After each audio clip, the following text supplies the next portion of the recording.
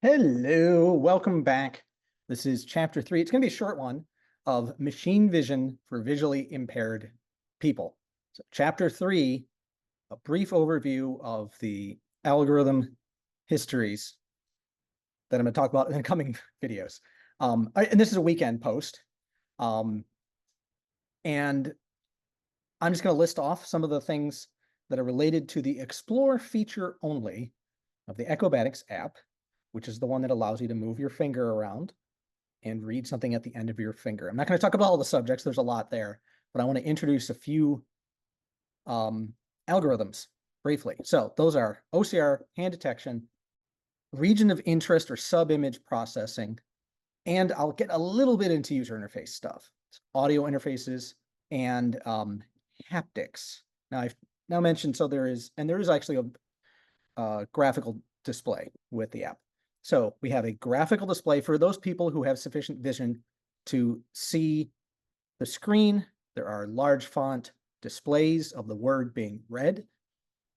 Then we have the audio feedback, which can either be a generated text-to-speech or voiceover on iPhone. And then, doesn't include this right now, but I want to mention haptics and the relevance of haptics. Now, when I talk about interfaces, user interface is not just a graphical interface. This affects all of your senses, potentially, or at least 3, maybe 4. And then we get into talks about multisensory or multimodal feedback. The timing of different types of feedback, the timing of visuals, the timing of audio, which requires a fair amount of work to get right. And then also the timing of haptics.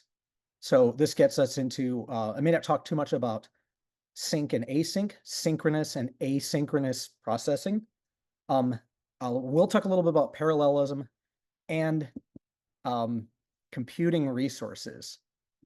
And that's relevant to our brain resources as we take input. And so I have a little bit of personal story I'm going to tack here on the end about brain resources. So because of my experience with vision impairment and a little bit of hearing impairment,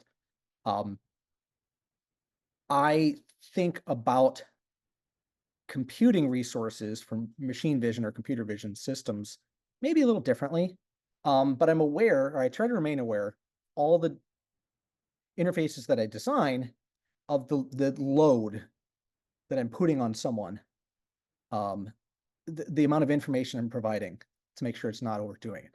And so on that note, I want to tack here on the end a little video I shot as I was walking through some trees right after something had, I would say, happened to me, right after I experienced something.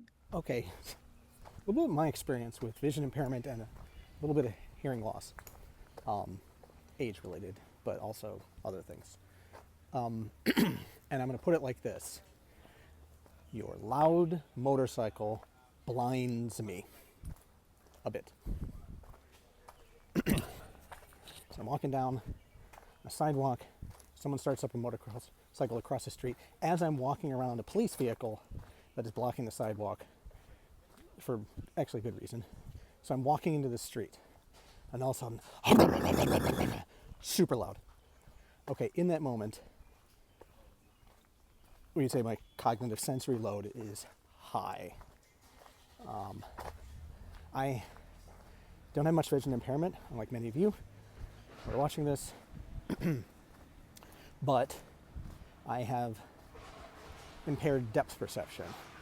So I can do a lot of the things a typically sighted person can do, but there are occasions where I gotta be more careful.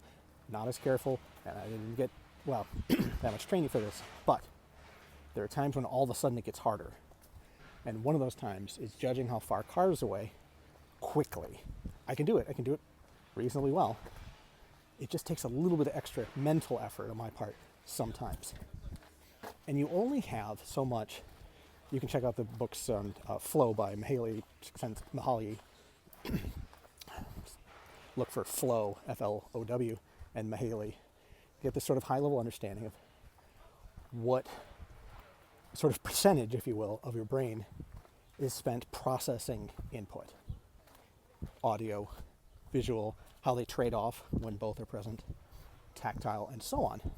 Someone's talking to, he would say, yeah, that's 51% of what you can do. That's why you can't listen to two conversations at once, and why when someone starts talking to you, it's distracting, that kind of thing. Anyways, motorcycle, loud motorcycle. That person thinks it's great. It's admittedly a cool old motorcycle, but that happens, and all of a sudden, I can't hear much. My hearing is more sensitive to noise than it used to be. And I'm already spending a little extra effort walking into the street, which can be a busy street, just to see, okay, how far are cars away? Because once in a while I misjudge that. Not often, but once in a while. And those of you who are blind, visually impaired, and have more significant vision impairment than I do, which is going to be most of the people watching this video, you know this, or something like this, well, to a degree that I don't understand, but I kind of get it. So, this is one of the reasons I dislike motorcycles a lot. Just a gut, visceral reaction. Someone is making noise. Generally, I think they like that. All these different sounds, right? And it is blinding me. And for someone who is blind, there are a number of people who live nearby who are blind, who are relying on their hearing. And they've adapted to this with training and years of practice. But you're on a motorcycle, you are stealing someone's attention from something that is actually relevant to their safety. With that, I'm going to wish you a good weekend. Thank you.